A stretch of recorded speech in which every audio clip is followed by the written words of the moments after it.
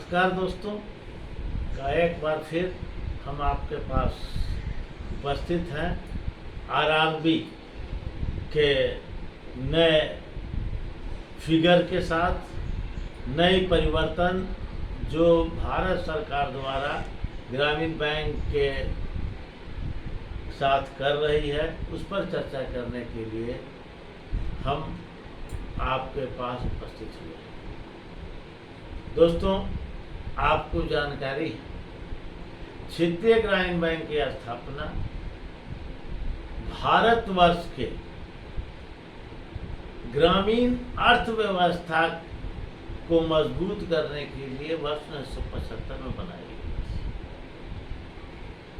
ग्रामीण बैंक अपने कार्यों द्वारा लगातार भारत सरकार को उद्देश्यों के पूर्ति में सतत प्रयत्नशील रही। इसी का नतीजा रहा कि 6 ग्रामीण बैंकों से आरंभ होकर यह 196 के उच्चतम संख्या तक पहुंची और इसने देश में हरित क्रांति और श्वेत क्रांति लाने में महत्वपूर्ण भूमिका निभाई। भारत के गरीब जनता को महाजनी प्रथा से राहत दिलाने में भी इसका उल्लेखनीय योगदान रहा है। ये हम नहीं कह रहे हैं, भारत सरकार द्वारा नियुक्त विभिन्न समितियां जैसे नरसिम्हम समिति, ये पूर्वा समिति, ये रंगराजन समिति आदि आदि ने अपने प्रतिवेदन में हमेशा ग्रामीण बैंक के उपलब्धियों की चर्चा की है और इसे एक संपूर्ण अपने उद्देश्य में सफल बताया है।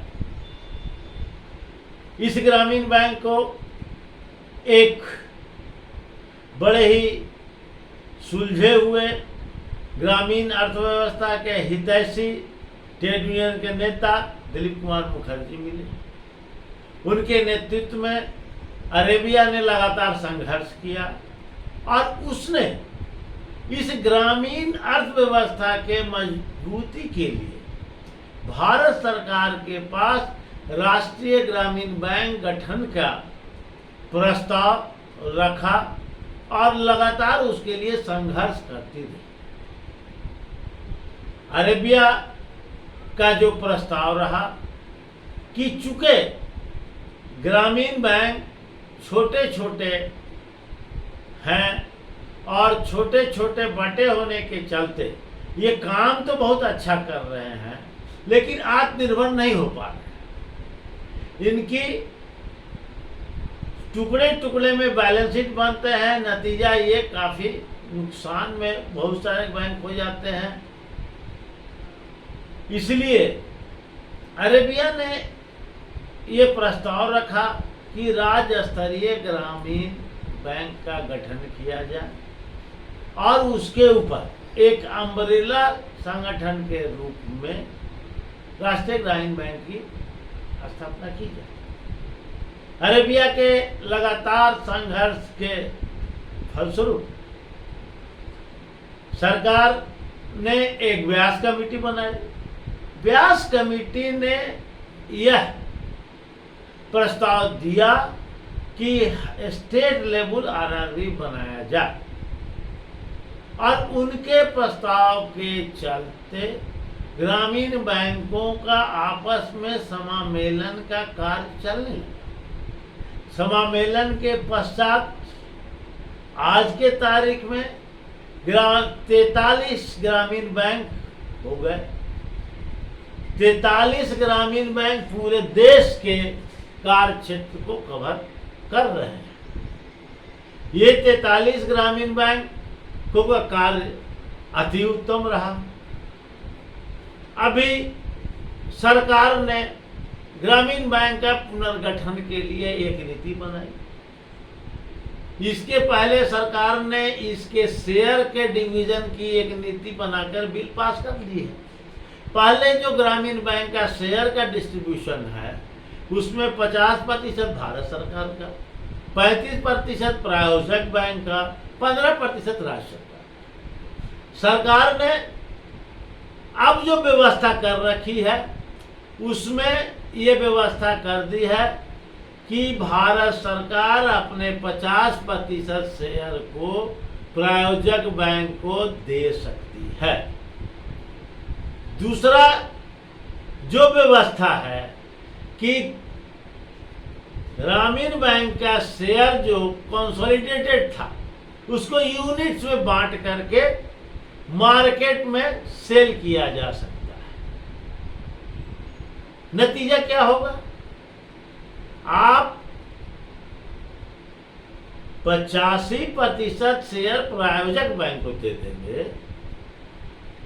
15% राज्य सरकार का है मान लिया रह गया, तो 85% जो प्रायोजक बैंक है उसके मालिक बन बैठेंगे। आज जो भारत सरकार की नीतियां हैं वो जो भारत सरकार के निर्देश के पालन करने के लिए ग्रामीण बैंक बाध्य है।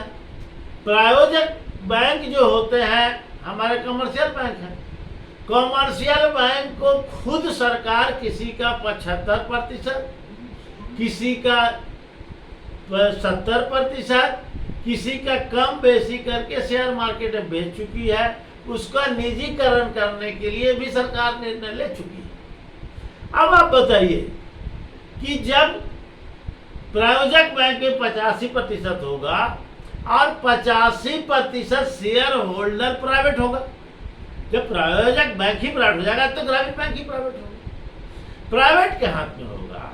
तो हमारी जो इतनी बड़ी उपलब्धि है, हमारे पास जो 40 करोड़ ग्राहक हैं, हम देश के में लगभग 22,000 शाखाओं के साथ ग्रामीण भारत की जो सेवा कर रहे हैं, हमने इस देश में 16 लगभग 7, 4, 11, 12, 13 हजार करोड़ रुपया का जो किया है, बिजनेस किया है 7,76,803 करोड़ मेरा बिजनेस है ग्रामीण क्षेत्रों में, जिसका इन्वेस्टमेंट ग्रामीण क्षेत्रों में है। अब ये क्या होगा? जब प्रायोजक बैंक हो जाएंगे, ये पैसे को निकाल करके डाल देंगे बड़े कैपिटलिस्टों के पास। ये जो ग्रामीण के छोटा सा सोहन मांझी को जो हम ऋण दे रहे हैं, जो छोटे किसानों को जो हम ऋण दे रहे हैं, पशुपालन के लिए ऋण दे रहे हैं, वो बंद हो जाएगा। देश की अर्थव्यवस्था में जो ग्रामीण योगदान था फिर पुनः पुरानी स्थिति में चल जाएगी और एक अव्यवस्था की स्थिति हो जाएगी। वैसे हालत में हमारा ग्रामीण बैंक का उपयोगिता खत्म हो जाएगी। हम जिस उद्देश्य से आए हैं वो उद्देश्य खत्म हो जाएगा। ऐसा बात भी नहीं है कि ग्रामीण बैंक कोई खराब स्थिति में। आज के तारीख में यदि ग्रामीण बैंकों का संयुक्त रूप से बैलेंस शीट देखा जाए तो हम लगभग 1200 करोड़ में लाभ में है। पूरे अगर राष्ट्रीय ग्रामीण बैंक के रूप में 1200 करोड़ का लाभ में है। पिछले साल हम 2200 कुछ करोड़ के नुकसान में थे। वो इसलिए नुकसान में थे कि सरकार द्वारा पेंशन का कार्य जो कि 1993 में देना था वो नहीं दी थी। नतीजतन ग्रामीण बैंक में पेंशन काफी लड़ाई के बाद 2018 में लागू हुआ और पेंशन का जो पैसा है वो भारत सरकार पास जमा है। चूंकि उस वक्त हम ईपीएफ के जुड़े हुए थे और पेंशन फंड ईपीएफ में आज भी जमा है। वो सर जो ग्रामीण बैंक का कैपिटल मिलना चाहिए तो वो आज भी नहीं लौटी है और सरकार जो है उस पर भी सोई हुई है। हमारे पास पेंशन का लोड मोस्टली ग्रामीण बैंक को पड़ गया, उसके चलते हमें नुकसान हो गया है। और ये तरह से सरकार इस बैंक को 3 कैटेगरी में बांट करके अब इसका पुनर्गठन करने की बात कर रही है। अब 3 कैटेगरी को भी आप देखेंगे तो देखें, एक श्रेणी में 18 ग्रामीण बैंक है। वो ऐसे ग्रामीण बैंक है जो देश के 50% भूभाग में कार्य करते हैं। और ये ग्रामीण बैंक जो है ये मुनाफा में है। इनका पूरा का पूरा मुनाफा है, आर्थिक रूप से पूर्णतः सशक्त है। और सरकार जो चाह रही है कि इनको सबसे पहले प्रायोजक बैंक में इसका शेयर दे दे। दूसरा जो भाग है 16 बैंक है, ये देश के 40% भूभाग में कार्य करते हैं। ये भी सशक्त हैं। वो पेंशन लोड के चलते इनका बैलेंस शीट रेड में आया है। ये सरकार का थोड़ा सा अमाउंट है, वो सरकार इसको व्यवस्थित करके इनको खड़ी कर सकती है। तीसरा जो भाग है मात्र 9 ग्रामीण बैंक। अब आप बताइए, नॉर्थ ईस्ट में कार्यरत कौन सा ग्रामीण बैंक, क्या रिजर्व बैंक वहाँ प्रॉफिट में है? वहाँ की जो व्यवस्था है, जो सामाजिक परिवेश है, उसमें कहीं कोई लाभ का जगह नहीं है। जम्मू कश्मीर जहाँ पर कि महीनों बैंक खुलते नहीं है, वहाँ लापरवाही आ नहीं सकती है। हमारे तो बैंक वहाँ के हैं।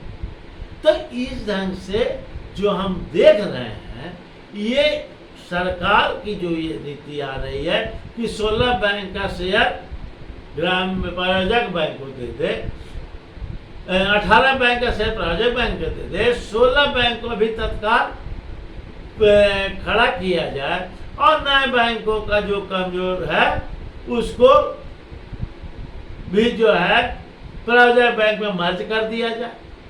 भाई, प्रायोजक बैंक में मर्ज कर करके आप ग्रामीण बैंक का जो कॉन्सेप्ट था, जो उद्देश्य था, खत्म कर दीजिए। जिस वक्त ग्रामीण बैंक का स्थापना की गई थी उस वक्त तो सारे प्रायोजक बैंक कार्यरत थे। ये सारे लोगों के पास भारत सरकार ने प्रस्ताव दिया था ग्रामीण अर्थव्यवस्था के उत्थान के लिए आप ग्रामीण क्षेत्रों में शाखाएं खोले। उस वक्त ये संगठन जो आज ग्रामीण बैंकों को प्रायोजक बैंक में मर्जर की अपील कर रहे हैं, AIBA और AIBOC जैसे संगठन, उन लोगों ने कहा था कि ग्रामीण क्षेत्र में मेरे कर्मचारी नहीं जाएंगे। आज ये मर्जर की बात कर रहे हैं। एक तरफ वो अपना जब मर्जर की बात आती है उसकी विरोध करते हैं, आज वो ग्रामीण बैंक के मर्जर के डिमांड रखे हुए हैं। तो हम सरकार से पुनः यह मांग करते हैं कि ये जो सारे प्रस्ताव को किनारे रखिए। यदि आप देश के ग्रामीण अर्थव्यवस्था का विकास चाहते हैं तो राष्ट्रीय ग्रामीण बैंक का स्थापना करें और उसके नीचे राज्य स्तरीय ग्रामीण बैंक होगा। तभी समेकित रूप से पूरे हिंदुस्तान का विकास हो सकेगा और ग्रामीण बैंक का विकास से ही ग्रामीण अर्थव्यवस्था का विकास होगा। इनकलाब जिंदाबाद।